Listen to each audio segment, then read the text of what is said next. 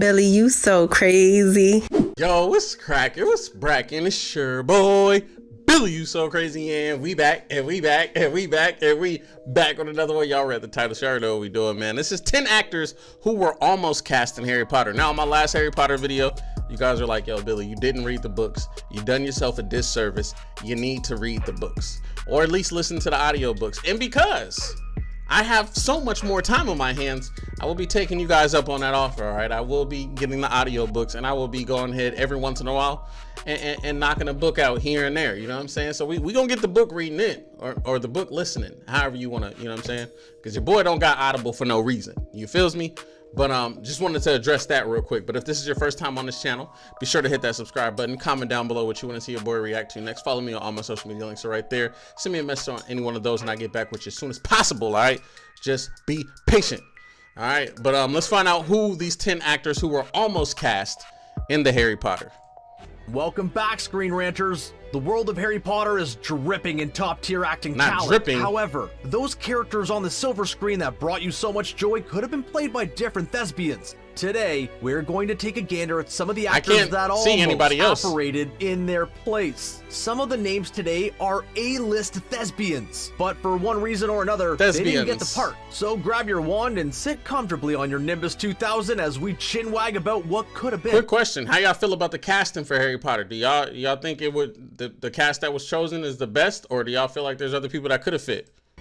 The coffin is released, and the game begins. When the film adaptation for Harry Potter and the Philosopher's/Sorcerer's Stone was announced, a whole load of directors were rumored to steer this new franchise, one of which was legendary filmmaker Steven Spielberg. However, he left the project after clashing with J.K. Rowling over the creative direction. I can see that. Apparently, I could definitely Spielberg see had that. a particular actor in mind for Harry Potter, that being the Oscar-nominated viewer of ghosts American national, Haley Joel Osment. But Rowling said, nah son, she had script approval and only wanted British actors to be in the film. A problem which crops up later too. Nice segue for another entry. Well done us. Anyway, once Spielberg stormed off, Chris Columbus sailed in as the new director. He too had an idea for the role of the chosen one, Liam Aiken. He would later go on to star in A Series of Unfortunate Events. He fit perfectly Columbus in that, worked with Aiken in 1998's Stepmom. Aiken was pretty much given the role of Potter, but Rowling once again said, nah son, as Aiken was a US national, so third time's a charm. Daniel Radcliffe would take the iconic role. He did all right with it. No long-lasting issues with that, but seeing Osment coping with all the ghosts in Hogwarts, that would have been swell.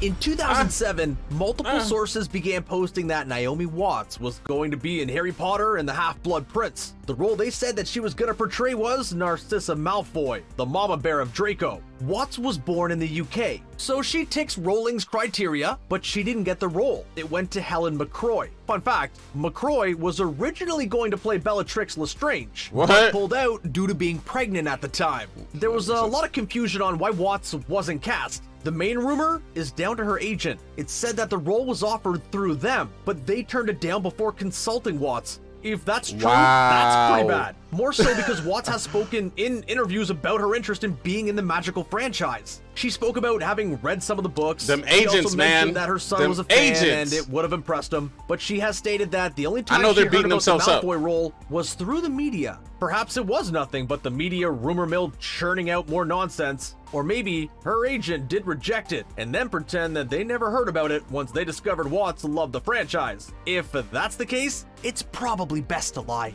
Oh, for sure. I would never admit that. To steer the magical franchise, there was another actor that he worked with previously that could have joined as well. The late, great Robin Williams. Wow, rest in peace. The two worked together in 1993's Mrs. Doubtfire, among many other projects. Doubtfire brings back many happy memories for millennials. Anyway, Williams really wanted to be in the Potter saga. He called Columbus to request a role. Warner Brothers were delighted with the news. A big name like Williams wants to be in their film? However, Williams isn't a UK national. He's from the US. So Rowling said, nah, son. Instead, the role went to Robbie Coltrane. I got respect for her. The actor absolutely nailed the role of the gentle West Country half-giant. However, Columbus and Williams would work together again. One of the producers for Night at the Museum was Columbus. Columbus seems to try and bring a lot of his former actors into Hogwarts. We're surprised he didn't try and give Macaulay Culkin the role of Draco Malfoy. That'd be pretty amazing. Columbus could have brought Jeff Goldblum in as Snape. Would y'all wanted to see a voluptuous Snape would have been weird. Besides Alan Rickman with his hair flip, yeah, that was the best choice.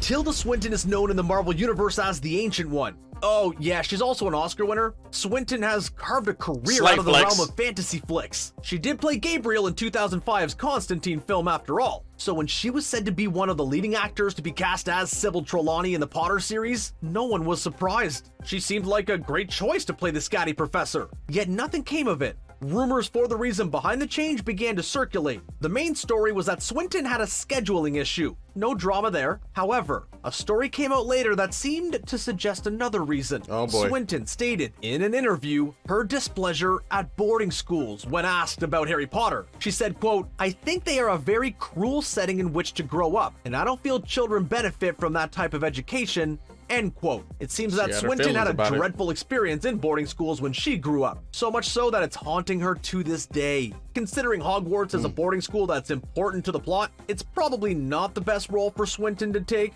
While Swinton never read tea leaves, Emma Thompson was able to. She went on to sporadically pop up in the franchise.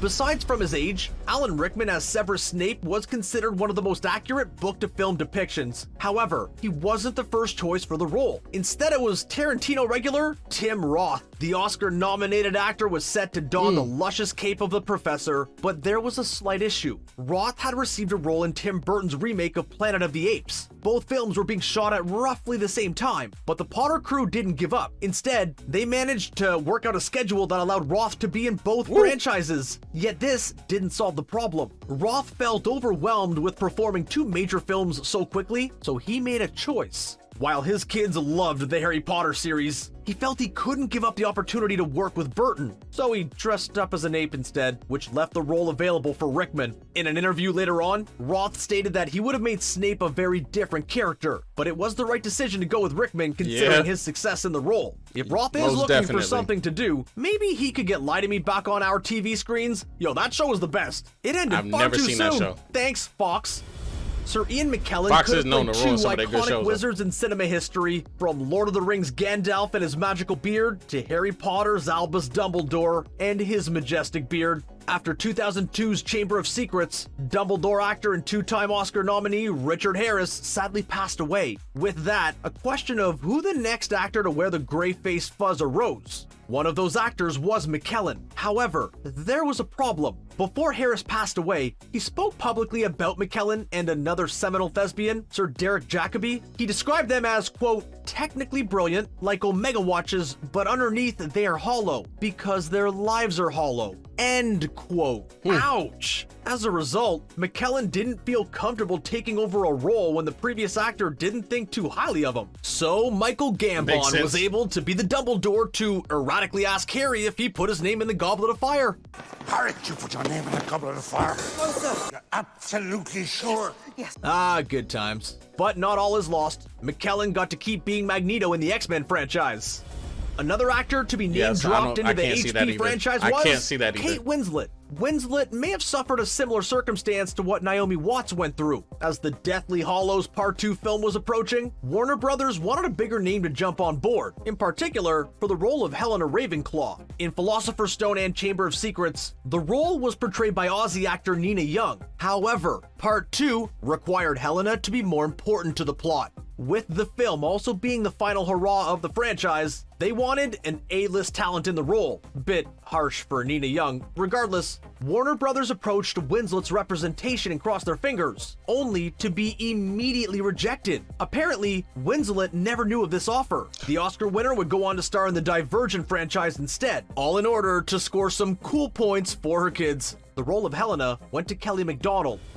The future Pattinson, Robert Pattinson, as we all know, got his rise to fame due to the Harry Potter franchise. Yeah, there, buddy, now he's about to played be Cedric Batman. Diggory, a character Now that he's about helped to mark be the return Batman. of Voldemort. That's but it could have crazy. been very different. Future Superman, Henry Cavill, also auditioned for the role, yet Batman snuck in and stole it from the Man of Steel. Yep. Later on, Cavill auditioned for the role in Twilight. Can you guess which role? Yeah, Edward Cullen. Honestly, he probably dodged a bullet there. Not many actors came out of that franchise too well, but once again, Cavill was rejected never in seen favor of Twilight. Pattinson. But Never Cavill seen never it. lets rejection get him down. He also auditioned for James Bond in Casino Royale and as Batman in Batman Begins, which is kind of inspiring in a way, but there's a lot of Batmen that are wrecking Cavill's career course. Kenneth Branagh would get the chance to join the Harry Potter universe as Gilderoy Lockhart in the Chamber of Secrets. Lockhart is the legendary icon that turns out to be nothing but a massive liar. That letdown still hurts us to this day. Anyway, instead of Shakespearean actor Branagh in the role, there was someone else considered. It was the rom-com king himself, Hugh Grant. It seems like a really strange casting. However, it was all but confirmed. Grant's agent even stated that Grant was really preparing himself for the role. So much so that Grant even dyed his hair blonde. But then, another offer came across their table. Now, Grant had to choose. Does he go with the supporting character in a franchise or take a main part in another film? Well, he obviously went with the main part offer. The film in question is 2 Weeks Notice Oh, I was gonna alongside watch that the Sandra other Bullock. day. I haven't seen it not yet. a film that lives I love Sandra long Bullock. in the cinematic memory, but still, he got to be on the poster of the film, which he wouldn't have been for Chamber of Secrets. Only the main cast and Dobby for some reason. Nah, who we kidding? Dobby deserves all the publicity. Finally, the last one on our list is someone that's currently connected Fantastic to the Beasts. Potterverse. I still gotta watch he that. may have ended up going the long way around, but Eddie Redmayne now plays Newt Scamander in the Fantastic Beasts saga. However, it could have been so very different. Back when Redmayne was a university student, he tried out for a role in the Chamber of Secrets. The role was for young Tom Riddle, the incarnation of he who should not be named that manipulated Ginny into opening the chamber, but Redmayne had no luck in securing the role. He stated that he properly failed at the audition. Instead, the part went to Christian Coulson. Coulson was playing a 16-year-old Riddle, but in reality was 24 at the time. Later on, when the filmmakers decided to flash back to a young Voldemort for the Half-Blood Prince, they then decided that the then 29-year-old Coulson was too old. So, even though Redmayne was turned down, he still held out hopes of appearing in the Potter world. He really wanted to be one of the Weasleys, but instead, he gets to be the main face in introducing a whole new generation into a world of magic. Yeah, it's a tough life. And that's a wrap. Well, with all this Harry Definitely not Potter a tough chatting, life, yo. we are going to see which house we would be in on. Shout out to Screen Rant, man. Y'all be sure to go subscribe and check out their channel. So that was 10 actors who were almost cast in Harry Potter. Now, are y'all happy that they didn't, or could y'all have seen them? I'm content with, you know what I'm saying? But then again, you know, all the folks that read the books and y'all know how everything, y'all might feel differently, you know what I'm saying? Again, I'm just someone that just watched the movies. I seen y'all comments. I'm gonna get to the books. I promise, I'm gonna get to the books. But if y'all enjoyed this reaction, give this video a thumbs up. Comment down below what you want to see your boy react to next. Follow me on all my social media links are right there. Send me a message on any one of those and I get back with you as soon as possible. I appreciate y'all love and support. It's your boy, Billy You So Crazy, and I see you on the next video, man. I'm out.